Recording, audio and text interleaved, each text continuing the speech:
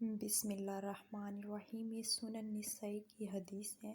اس میں حضرت ابو مالک عشرہ رضی اللہ عنہ سے منقول ہے، رسول اللہ صلی اللہ علیہ وآلہ وسلم نے فرمایا، اچھی طرح وضو کرنا نصف ایمان ہے۔ الحمدللہ کہنا میزان ترازو کو بھر دیتا ہے۔ سبحان اللہ اور اللہ اکبر کہنا آسمان و زمین کو بھر دیتے ہیں۔ نماز نور ہے، زکوٰۃ ایمان کی دلیل ہے، صبر روشنی ہے اور قرآن۔ ایک اور احادیث میں حضرت ابو ہریرہ اور حضرت ابو سعید رضی اللہ عنہ نے کہا، رسول اللہ صلی اللہ علیہ وسلم نے ایک دن ہمیں خطبہ ارشاد فرماتے ہوئے 3 دفعہ فرمایا، قسم اس ذات کی جس کے ہاتھ میں میری جان ہے۔ پھر آپ صلی اللہ علیہ وسلم نے سر جھکا لیا۔ ہم میں سے ہر شخص بھی سر جھکا کر رونے لگا۔ ہم نہیں جانتے کہ آپ نے کس چیز پر قسم کھائی ہے۔ پھر آپ نے سر مبارک اٹھایا تو چہرے میں خوشی کے آثار تھے اور آپ کی خوشی ہمارے لیے سرخ ہونٹوں سے بھی زیادہ محبوب تھی۔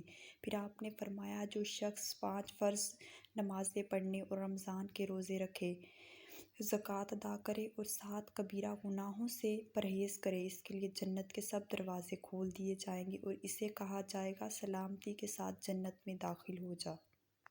حضرت بہز بن حکیم کے دادا نے کہا کہ میں نے رسول اللہ صلی اللہ علیہ وآلہ وسلم کو یہ فرماتے سنا، باہر چرنے والے اونٹوں کی زکوٰۃ ہر 40 اونٹوں میں 1 بنت لبون 2 برس کی اونٹنی ہے۔ اونٹوں کو ان کے حساب و مقدار سے ادھر ادھر نہ کیا جائے۔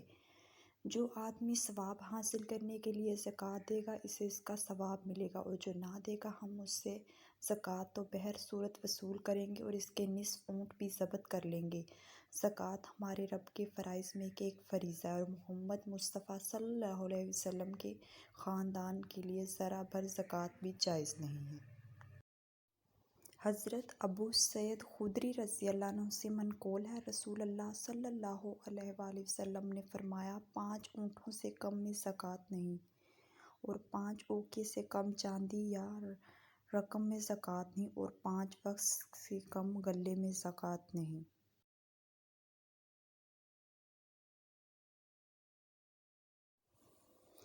حضرت عبداللہ بن اوفی رضی اللہ عنہ بیان کرتے ہیں کہ جب رسول اللہ صلی اللہ علیہ وآلہ وسلم کے پاس کوئی قوم اپنے مالوں کی زکوٰۃ لے کر آتی تو آپ فرماتے، اے اللہ، فلاں کی آل پر رحمت نازل فرما۔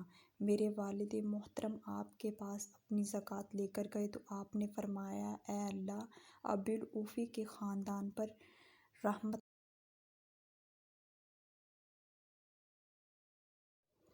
حضرت معاذ رضی اللہ عنہ سے روایت ہے کہ رسول اللہ صلی اللہ علیہ وسلم نے انہیں مجھے یمن کی طرف حاکم بنا کر بھیجا اور حکم دیا کہ ہر غیر مسلم بالغ سے 1 دینار بطور جزیہ لوں یا اس کے برابر معافی کپڑا، اور ہر 30 گایوں میں سے تابیتہ دوسرے سال میں داخل بچڑا یا بچڑی، اور ہر 40 گایوں میں سے 2 دانت والا بچڑا یا بچڑی بطور زکوٰۃ وصول کروں۔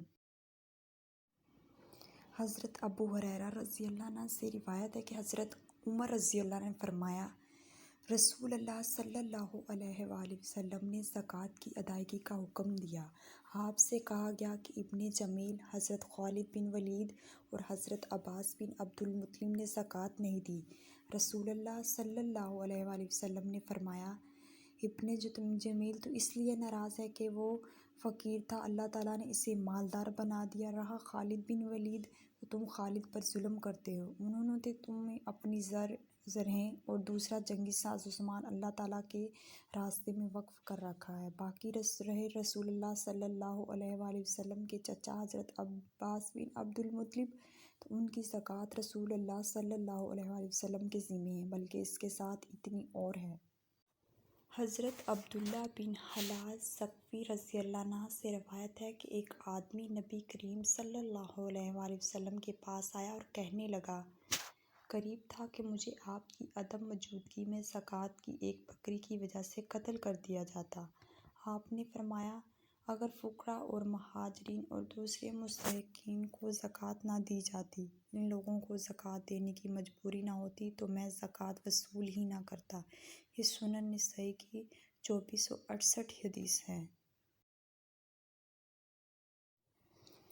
یہ سنن نسائی کی 2469ویں حدیث ہے، جس میں حضرت ابو ہریرہ رضی اللہ عنہ سے روایت ہے کہ رسول اللہ صلی اللہ علیہ وآلہ وسلم نے فرمایا، مسلمان پر اس کے خدمت والے غلام اور سواری والے گھوڑے میں کوئی زکوٰۃ نہیں۔